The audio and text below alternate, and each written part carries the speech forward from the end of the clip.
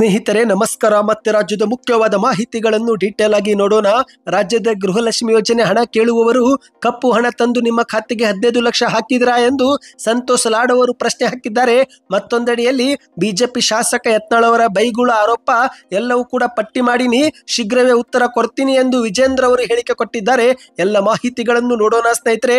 ಮತ್ತೊಂದೆಡೆಯಲ್ಲಿ ಇನ್ನು ಮುಂದೆ ನೀರು ಪೋಲು ಮಾಡಿದ್ರೆ 5,000 ರೂಪಾಯಿ ದಂಡವಂತೆ ಜಲಮಂಡಳಿ ಇಲಾಖೆಯಿಂದ ಖಡಕ್ ಆದೇಶ ಬಂದಿದೆ. ಮತ್ತೊಂದೆಡೆಯಲ್ಲಿ ಭವಿಷ್ಯಕ್ಕಾಗಿ ನೀರು ಉಳಿಸುವುದು ನಮ್ಮೆಲ್ಲರ ಕರ್ತವ್ಯ ಎಂದು ಡಿ.ಕೆ. ಶಿವಕುಮಾರ್ ಅವರು ಹೇಳಿಕೆ ಕೊಟ್ಟಿದ್ದಾರೆ. ಎಲ್ಲ ಸುದ್ದಿಗಳು ಬಂದಿವೆ ಸ್ನೇಹಿತರೆ. ಮತ್ತೊಂದೆಡೆಯಲ್ಲಿ ಮಾರ್ಚ್ 7ರಂದು ಕರ್ನಾಟಕದ ಬಜೆಟ್ ಮಂಡನೆ, ಮುಖ್ಯಮಂತ್ರಿ ಸಿದ್ದರಾಮಯ್ಯನವರ ದೊಡ್ಡ ಘೋಷಣೆ. ಇದೇ ನಡುವೆ ನಂದಿನಿ ಹಾಲಿನ ಬೆಲೆಯಲ್ಲಿ ಮತ್ತೆ 5 ರೂಪಾಯಿ ಏರಿಕೆ ಆಗಲಿದೆ. ಎಲ್ಲ ಮಾಹಿತಿಗಳನ್ನು ನೋಡೋಣ. ಇದೇ ನಡುವೆ ಅನ್ನಭಾಗ್ಯ ಮತ್ತು ಗೃಹಲಕ್ಷ್ಮಿ ಯೋಜನೆಯ ಹಣಕ್ಕಾಗಿ ಕಾದು ಕುಳಿತವರಿಗೂ ಕೂಡ ಒಂದು ಗುಡ್ ನ್ಯೂಸ್ ಬಂದಿದೆ. ಎಲ್ಲ ಮಾಹಿತಿಗಳನ್ನು ಡೀಟೇಲ್ ಆಗಿ ನೋಡೋಣ. ಅದಕ್ಕಿಂತ ಮೊದಲು ದಯವಿಟ್ಟು ನೀವು ನಮ್ಮ ಚಾನಲ್ಗೆ ಮೊದಲು ಬಾರಿ ಭೇಟಿ ಕೊಡ್ತಾ ಇದ್ರೆ ಕೆಳಗೆ ಕಾಣುವ ಸಬ್ಸ್ಕ್ರೈಬ್ ಬಟನ್ ಕ್ಲಿಕ್ ಮಾಡಿ, ಪಕ್ಕದಲ್ಲಿ ಒಂದು ಗಂಟೆ ಕಾಣಿಸುತ್ತೆ ಅದು ಕೂಡ ಒತ್ತಿದ್ರೆ ರಾಜ್ಯದ ಮುಖ್ಯವಾದ ಮಾಹಿತಿಗಳು ನಿಮಗೆ ಸಿಗುತ್ತವೆ. ಈ ಒಂದು ವಿಡಿಯೋಗೆ ಲೈಕ್ ಮಾಡಿ, ವಿಡಿಯೋ ಪೂರ್ತಿಯಾಗಿ ನೋಡಿ. ಬನ್ನಿ ಸ್ನೇಹಿತರೆ, ಮೊದಲನೇ ಮುಖ್ಯವಾದ ಮಾಹಿತಿ ನೋಡೋಣ. ನಿಮಗೆಲ್ಲರಿಗೂ ಗೊತ್ತಿರುವ ಹಾಗೆ ರಾಜ್ಯ ಕಾಂಗ್ರೆಸ್ ಸರ್ಕಾರದ ಪ್ರಮುಖ ಗ್ಯಾರಂಟಿ ಆಗಿರುವ ಗೃಹಲಕ್ಷ್ಮಿ ಯೋಜನೆ ಹಣವು ಕಳೆದ 3-4 ತಿಂಗಳಿನಿಂದ ಮಹಿಳೆಯರ ಖಾತೆಗೆ ಜಮಾವಾಗುತ್ತಿಲ್ಲ. ಒಂದು ಕಡೆಯಲ್ಲಿ ಮುಖ್ಯಮಂತ್ರಿ ಮತ್ತು ಉಪಮುಖ್ಯಮಂತ್ರಿಯವರು ಇದೇ ಒಂದು ಫೆಬ್ರವರಿ ತಿಂಗಳ ಅಂತ್ಯದಲ್ಲಿ ಗೃಹಲಕ್ಷ್ಮಿ ಯೋಜನೆಯ ಬಾಕಿ ಕಂತು ಜಮಾ ಮಾಡುವುದಾಗಿ ಹೇಳಿಕೆ ಕೊಟ್ಟಿದ್ದು, ಆದರೆ ಮತ್ತೊಂದೆಡೆಯಲ್ಲಿ ಕಾರ್ಮಿಕ ಇಲಾಖೆ ಸಚಿವರಾಗಿರುವ ಸಂತೋಷ್ ಲಾಡ್ ಅವರು ಬೇರೆ ರೀತಿಯಲ್ಲಿ ಉತ್ತರ ಕೊಟ್ಟಿದ್ದಾರೆ. ಹೌದು ಗೆಳೆಯರೆ, ಈಗ ಮಾಧ್ಯಮದವರು ಕಾಂಗ್ರೆಸ್ನ ಎಲ್ಲ ನಾಯಕರ ಮುಂದೆ ಗೃಹಲಕ್ಷ್ಮಿ ಅನ್ನಭಾಗ್ಯ ಯೋಜನೆಯ ಬಗ್ಗೆ ಅಪ್ಡೇಟ್ ಕೇಳುತ್ತಿದ್ದು, ಇದೇ ರೀತಿ ಕಾರ್ಮಿಕ ಸಚಿವರಾಗಿರುವ ಸಂತೋಷ್ ಲಾಡ್ ಅವರ ಬಳಿಯೂ ಕೂಡ ಪ್ರಶ್ನೆಯನ್ನ ಮಾಡಿದ್ದಾರೆ. ಗೃಹಲಕ್ಷ್ಮಿ ಅನ್ನಭಾಗ್ಯ ಯೋಜನೆ ಹಣ ಕ್ರೆಡಿಟ್ ಮಾಡಿಲ್ಲ ಎಂದು ಕೇಳುತ್ತಿದ್ದಂತೆ ಅದಕ್ಕೆ ಸಂತೋಷ್ ಲಾಡ್ ಅವರು ಮೋದಿಯವರು ಕಪ್ಪು ಹಣ ತಂದು 15 ಲಕ್ಷ ನಿಮ್ಮ ಖಾತೆಗೆ ಹಾಕಿದ್ರಾ ಎಂದು ಪ್ರಶ್ನೆಯನ್ನ ಮಾಡಿದ್ದಾರೆ. ಹೌದು ಸ್ನೇಹಿತರೆ, ಮಾಧ್ಯಮಗಳ ಮುಂದೆ ಮಾತನಾಡಿದಂತೆ ಇವರು ಗೃಹಲಕ್ಷ್ಮಿ ಯೋಜನೆ ಹಣ ಜಮಾ ಆಗುತ್ತಿಲ್ಲ ಎನ್ನುವುದಕ್ಕಿಂತ ಮೊದಲು ನೀವು ಮೋದಿಯವರಿಗೆ ಹೋಗಿ ಪ್ರಶ್ನೆ ಮಾಡಿ, ಅಧಿಕಾರಕ್ಕೆ ಬಂದ ಮೇಲೆ ಕಪ್ಪು ಹಣ ತಂದು ಭಾರತಕ್ಕೆ ತರುತ್ತೀವಿ, 15 ಲಕ್ಷ ರೂಪಾಯಿ ಪ್ರತಿಯೊಬ್ಬರ ಖಾತೆಗೆ ಹಾಕುತ್ತೀವಿ ಎಂದೆಲ್ಲ ಹೇಳಿದ್ರಲ್ಲ, ಬಂತ ನಿಮ್ಮ ಖಾತೆಗೆ ಎಂದು ಪ್ರಶ್ನೆ ಮಾಡಿದ್ದಾರೆ. ಜನ ಕೇಳೋದ್ರಲ್ಲಿ ಅರ್ಥವಿದೆ, ಆದರೆ ಬಿಜೆಪಿಯವರು ನಮ್ಮನ್ನ ಕೇಳೋ ಬದಲು ಅವರ ನಾಯಕರನ್ನೇ ಪ್ರಶ್ನೆ ಮಾಡಲಿ.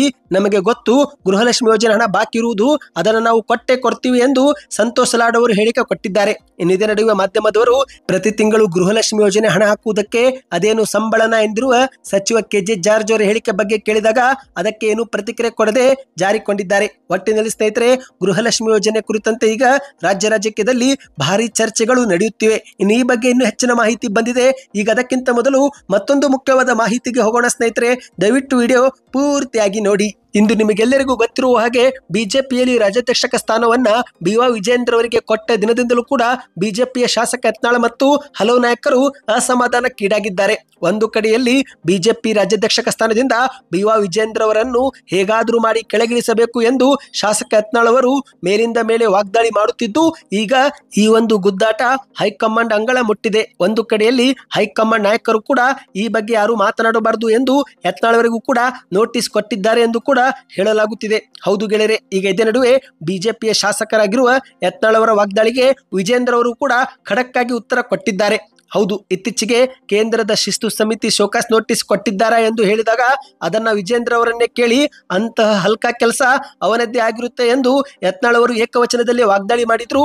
ಈ ಬಗ್ಗೆ ಇದೀಗ ವಿಜೇಂದ್ರ ಅವರು ಪ್ರತಿಕ್ರಿಯೆ ಕೊಟ್ಟಿದ್ದಾರೆ. ಹೌದು, ಮಾಧ್ಯಮಗಳ ಮುಂದೆ ಮಾತನಾಡಿದಂತ ವಿಜೇಂದ್ರ ಅವರು, ಶಾಸಕ ಯತ್ನಾಳ್ ಏನೇನು ಮಾತನಾಡ್ತಾರೆ ಮಾತನಾಡಲಿ, ನನ್ನ ವಿರುದ್ಧ ಬೈತಾರ ಬೈಲಿ, ಎಲ್ಲವನ್ನು ಕೂಡ ನಾನು ಪಟ್ಟಿ ಮಾಡಿರುವೆ, ಪದೇ ಪದೇ ನಾನು ಉತ್ತರ ಕೊಡೋಕೆ ಹೋಗಲ್ಲ, ಒಂದೇ ಸಲ ಯತ್ನಾಳ್ ಅವರ ಎಲ್ಲ ಮಾತುಗಳಿಗೆ ನಾನು ಉತ್ತರ ಕೊಡ್ತೀನಿ ಎಂದು ಬಿಜೆಪಿ ರಾಜ್ಯಾಧ್ಯಕ್ಷಕ ವಿಜೇಂದ್ರ ಅವರು ತಿರುಗೇಟು ಕೊಟ್ಟಿದ್ದಾರೆ. ಪ್ರತಿದಿನ ಬೆಳಗಾದ್ರೆ ಇದನ್ನೇ ಮಾಡ್ತಾ ಯತ್ನಾಳ್ ಹಂಗಂದ್ರು ಯತ್ನಾಳ್ ಹಿಂಗಂದ್ರು ಅಂತ ನಾನು ಕೂಡ ಉತ್ತರ ಕೊಡ್ತಾ ಕೂರಲು ಹೋಗುವುದಿಲ್ಲ. ನಾನು ಪಕ್ಷದ ರಾಜ್ಯಾಧ್ಯಕ್ಷಕನಾಗಿದ್ದೇನೆ. ಪಕ್ಷ ಸಂಘಟನೆಯನ್ನು ನಿರಂತರವಾಗಿ ಮಾಡಬೇಕಾದಂತ ಜವಾಬ್ದಾರಿ ನನ್ನ ಮೇಲಿದೆ. ಇಂತಹುದಕ್ಕೆಲ್ಲ ನಾನು ಉತ್ತರ ಕೊಡೋದಕ್ಕೆ ಹೋಗಲ್ಲ. ಇನ್ನು ಶಾಸಕ ಯತ್ನಾಳ್ ಅವರು ಕೂಡ ಹಿರಿಯರಾಗಿದ್ದಾರೆ, ಇರಲಿ, ಅವ್ರು ಏನೇನು ಅಂತಾರೋ ಅನ್ನಲಿ, ನನ್ನ ವಿರುದ್ಧ ಯಾವೆಲ್ಲ ಆರೋಪ ಮಾಡ್ತಾರೋ ಅದು ಕೂಡ ಮಾಡಲಿ. ಪ್ರತಿನಿತ್ಯ ಅವರ ಮಾತುಗಳನ್ನ ಕೇಳಿಸಿಕೊಂಡು ನಾನು ಪ್ರತಿನಿತ್ಯ ಉತ್ತರ ಕೊಡಲು ಕೂಡ ಸಾಧ್ಯವಿಲ್ಲ. ಅವರು ಇಲ್ಲಿಯವರೆಗೆ ಏನೆಲ್ಲ ಮಾತನಾಡಿದ್ದಾರೋ ಆ ಬಗ್ಗೆ ನಾನು ಪಟ್ಟಿ ಮಾಡಿದ್ದೀನಿ, ಒಂದೇ ಸಾರಿ ಎಲ್ಲ ಉತ್ತರ ಕೊಡ್ತೀನಿ, ಉತ್ತರ ಕೊಡುವುದು ನನಗೆ ಗೊತ್ತಿದೆ ಎಂದು ವಿಜೇಂದ್ರ ಅವರು ಟಾಂಗ್ ಕೊಟ್ಟಿದ್ದಾರೆ. ಇನ್ನಿದೀಗ ಮತ್ತೊಂದು ಮುಖ್ಯವಾದ ಮಾಹಿತಿಗೆ ಹೋಗೋಣ ಸ್ನೇಹಿತರೆ. ಅದಕ್ಕಿಂತ ಮೊದಲು ದಯವಿಟ್ಟು ಪ್ರತಿಯೊಬ್ಬರು ವಿಡಿಯೋಗೆ ಲೈಕ್ ಮಾಡಿ ಮತ್ತು ಚಾನಲ್ಗೂ ಕೂಡ ಸಬ್ಸ್ಕ್ರೈಬ್ ಮಾಡಿ. ಈಗ ಬೆಂಗಳೂರು ಜನತೆಗೆ ಒಂದು ಶಾಕಿಂಗ್ ಸುದ್ದಿ ಬಂದಿದೆ. ಇನ್ನು ಮುಂದೆ ನೀರನ್ನು ಬೇಕಾಬಿಟ್ಟಿ ಪೋಲು ಮಾಡಿದ್ರೆ 5,000 ರೂಪಾಯಿವರೆಗೆ ದಂಡ ಬೀಳಲಿದೆ. ಹೌದು ಗೆಳೆಯರೆ, ರಾಜಧಾನಿ ಬೆಂಗಳೂರಲ್ಲಿ ಇನ್ನು ಮುಂದೆ ಕುಡಿಯುವ ನೀರನ್ನು ವ್ಯರ್ಥ ಮಾಡಿದ್ರೆ 5,000 ರೂಪಾಯಿ ದಂಡ ವಿಧಿಸುವಂತೆ ಜಲಮಂಡಳಿ ಇಲಾಖೆಯು ಆದೇಶವನ್ನ ಹೊರಡಿಸಿದೆ. ಇಂದು ರಾಜಧಾನಿ ಬೆಂಗಳೂರು ಮಹಾನಗರದಲ್ಲಿ ಖಾಯಂ ನಿವಾಸಿ ಮತ್ತು ಬಂದು ಹೋಗುವವರನ್ನ ಸೇರಿಸಿ ಸರಿಸುಮಾರು 1.5 ಕೋಟಿ ಲಕ್ಷ ಜನಸಂಖ್ಯೆ ಇದೆ ಎಂದು ಗುರುತಿಸಲಾಗಿದೆ.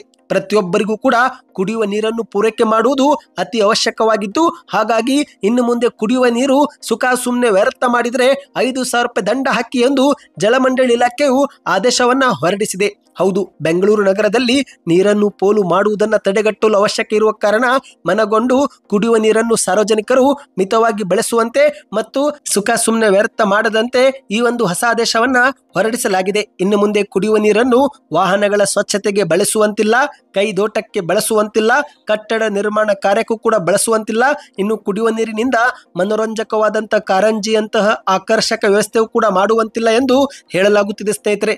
ರಸ್ತೆ ನಿರ್ಮಾಣ ಮಾಡುವಾಗಲೂ ಕೂಡ ಅಥವಾ ಏನಾದರೂ ಒಂದು ವಸ್ತುವನ್ನ ಕುಡಿಯುವ ನೀರಿನಿಂದ ಸ್ವಚ್ಛ ಮಾಡುವಂತಿಲ್ಲ ಎಂದು ಹೇಳಲಾಗುತ್ತಿದೆ. ಈ ಒಂದು ನಿಯಮವನ್ನ ಉಲ್ಲಂಘನೆ ಮಾಡಿದ್ರೆ 5,000 ರೂಪಾಯಿವರೆಗೆ ದಂಡ ವಿಧಿಸಲಾಗುವುದು ಮತ್ತು ಈ ಒಂದು ನಿಯಮವನ್ನ ಮತ್ತೆ ಉಲ್ಲಂಘನೆ ಮಾಡಿ ಮರುಕಳಿಸಿದ್ದಲ್ಲಿ ಮತ್ತೆ ದಂಡದ ಮೊತ್ತ 5,000 ರೂಪಾಯಿ ಜೊತೆಗೆ ಮತ್ತೆ ಹೆಚ್ಚುವರಿಯಾಗಿ ಪ್ರತಿದಿನದಂತೆ 500 ರೂಪಾಯಿ ದಂಡ ವಿಧಿಸಲಾಗುವುದು ಎಂದು ಹೇಳಲಾಗುತ್ತಿದೆ. ಇನ್ನು ಇದೊಂದು ಕಡೆ ಆದರೆ ಮತ್ತೊಂದೆಡೆಯಲ್ಲಿ ಉಪಮುಖ್ಯಮಂತ್ರಿ ಡಿ.ಕೆ. ಶಿವಕುಮಾರ್ ಅವರು ಕೂಡ ನಮ್ಮ ಮುಂದಿನ ಭವಿಷ್ಯಕ್ಕಾಗಿ ನೀರು ಉಳಿಸುವುದು ನಮ್ಮೆಲ್ಲರ ಕರ್ತವ್ಯ ಎಂದು ಮಾಧ್ಯಮಗಳ ಮುಂದೆಯೂ ಕೂಡ ಮನವಿ ಮಾಡಿದ್ದಾರೆ. ಇನ್ನಿದೀಗ ಮತ್ತೊಂದು ಮುಖ್ಯವಾದ ಮಾಹಿತಿಗೆ ಹೋಗೋಣ ಸ್ನೇಹಿತರೆ.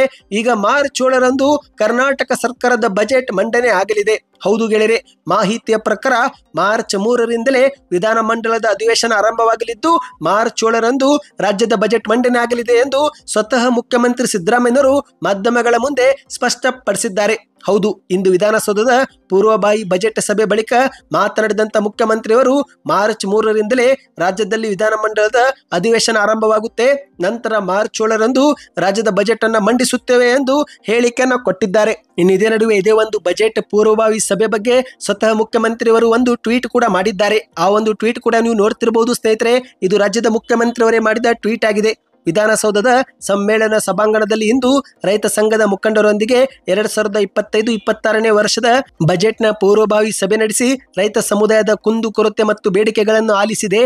ರೈತರ ಬೇಡಿಕೆಗಳನ್ನು ನಿರಂತರವಾಗಿ ಹಂತ ಹಂತವಾಗಿ ಈಡೇರಿಸುತ್ತಲೇ ಬಂದಿದ್ದೇವೆ. ಇಂದು ಅತಿ ಹೆಚ್ಚು ಉದ್ಯೋಗ ಅವಲಂಬನೆ ಇರುವುದು ಕೃಷಿ ಒಳಗೆ, ಆದ್ದರಿಂದ ರೈತರ ಬೇಡಿಕೆಗಳ ಈಡೇರಿಕೆ ಬಗ್ಗೆ ನಮ್ಮ ಪ್ರಥಮ ಆದ್ಯತೆಯಾಗಿದೆ ಎಂಬುದನ್ನು ನಾನು ಕೂಡ ಅವರಿಗೆ ಮನವರಿಕೆ ಮಾಡಿಕೊಟ್ಟಿದ್ದೇನೆ ಎಂದು ಮುಖ್ಯಮಂತ್ರಿಯವರು ಟ್ವೀಟ್ ಮಾಡಿದ್ದಾರೆ. ಒಟ್ಟಿನಲ್ಲಿ ಸ್ನೇಹಿತರೆ, ಈ ಮೂಲಕ ಈ ಬಾರಿಯ ಬಜೆಟ್ ಅಲ್ಲಿ ರೈತರಿಗೂ ಕೂಡ ಹಲವು ಗುಡ್ ನ್ಯೂಸ್ ಸಿಗುವ ಸಾಧ್ಯತೆ ಇದೆ ಎಂದು ನಿರೀಕ್ಷಿಸಲಾಗಿದೆ. ಇನ್ನು ಇದೇ ನಡುವೆ ಮತ್ತೊಂದು ಶಾಕಿಂಗ್ ಸುದ್ದಿ ಕೂಡ ಬಂದಿದೆ. ಹೌದು ಗೆಳೆಯರೆ, ಈ ಬಾರಿಯ ಬಜೆಟ್ ನಲ್ಲಿ ನಂದಿನಿ ಹಾಲು ದರದಲ್ಲಿ 5 ರೂಪಾಯಿ ಏರಿಕೆ ಆಗುತ್ತೆ ಎಂದು ಹೇಳಲಾಗುತ್ತಿದೆ.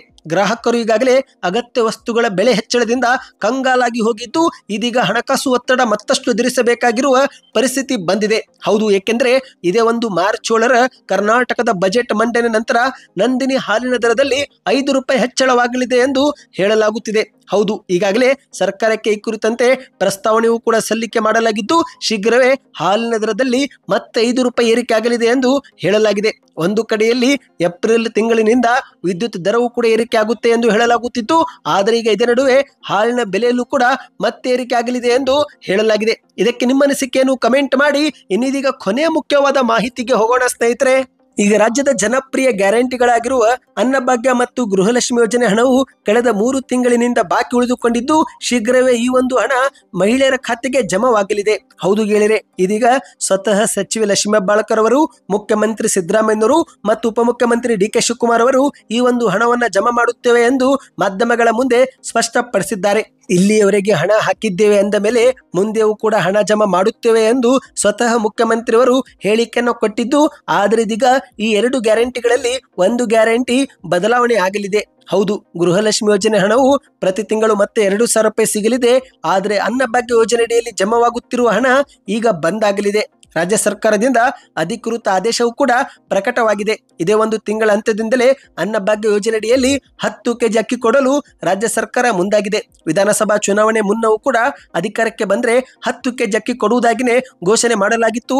ಆದರೆ ಕೇಂದ್ರ ಸರ್ಕಾರದಿಂದ ಅಕ್ಕಿಯ ಸಹಾಯ ಸಿಗದೇ ಇರುವ ಕಾರಣಕ್ಕೆ ರಾಜ್ಯ ಸರ್ಕಾರ ಪರ್ಯಾಯವಾಗಿ 5 ಕೆಜಿ ಅಕ್ಕಿ ಬದಲಿಗೆ 170 ರೂಪಾಯಿ ಜಮಾ ಮಾಡುತ್ತಿತ್ತು. ಆದರೆ ಇದೀಗ ಸ್ವತಃ ಕೇಂದ್ರದ ಸರ್ಕಾರ ಕರ್ನಾಟಕಕ್ಕೆ ಅಕ್ಕಿ ಕೊಡಲು ಮುಂದಾಗಿದೆ. ಇದೇ ಒಂದು ಬೆನ್ನಲ್ಲೇ ಈಗ ಅನ್ನಭಾಗ್ಯ ಯೋಜನೆ ಹಣವು ಕೂಡ ಜಮಾ ಮಾಡುವುದಕ್ಕೆ ಹಲವು ಸಮಸ್ಯೆ ಎದುರಿಸಲಾಗುತ್ತಿದ್ದು, ಹಾಗಾಗಿ ಈಗ ಆಹಾರ ಸಚಿವರಾಗಿರುವ ಕೆ.ಎಚ್. ಮುನಿಯಪ್ಪ ಅವರು ಈ ಬಗ್ಗೆ ಅಧಿಕೃತ ಮಾಹಿತಿ ಕೊಟ್ಟಿದ್ದಾರೆ. ಶೀಘ್ರವೇ ಹಣ ಹಾಕುವುದನ್ನ ಬಂದ್ ಮಾಡುತ್ತೀವಿ, ಬಾಕಿ ಇರುವ ಕಂತುಗಳನ್ನು ಜಮಾ ಮಾಡಿದ ಮೇಲೆ ಮುಂದಿನ ತಿಂಗಳಿನಿಂದ ಅಥವಾ ಇದೇ ಒಂದು ಫೆಬ್ರವರಿ ಅಂತ್ಯದಿಂದಲೇ 10 ಕೆಜಿ ಅಕ್ಕಿನ ಕೊಡುತ್ತೇವೆ ಎಂದು ಸ್ಪಷ್ಟಪಡಿಸಿದ್ದಾರೆ. ನಿಮ್ಮ ಪ್ರಕಾರ ಈ ಒಂದು ಹೊಸ ಬದಲಾವಣೆ ಬಂದಿದ್ದು ಸರಿನೋ ತಪ್ಪೋ ನಿಮ್ಮ ಅನಿಸಿಕೆಯನ್ನು ಕಮೆಂಟ್ ಮಾಡಿ ಸ್ನೇಹಿತರೆ. ಹೆಚ್ಚಿನ ಮಾಹಿತಿಗಾಗಿ ಚಾನಲ್ಗೆ ಸಬ್ಸ್ಕ್ರೈಬ್ ಮಾಡಿ, ವಿಡಿಯೋಗೆ ಲೈಕ್ ಮಾಡಿ ಮತ್ತು ವಿಡಿಯೋ ನಿಮ್ಮ ಗೆಳೆಯರಿಗೂ ಕೂಡ ಶೇರ್ ಮಾಡಿ.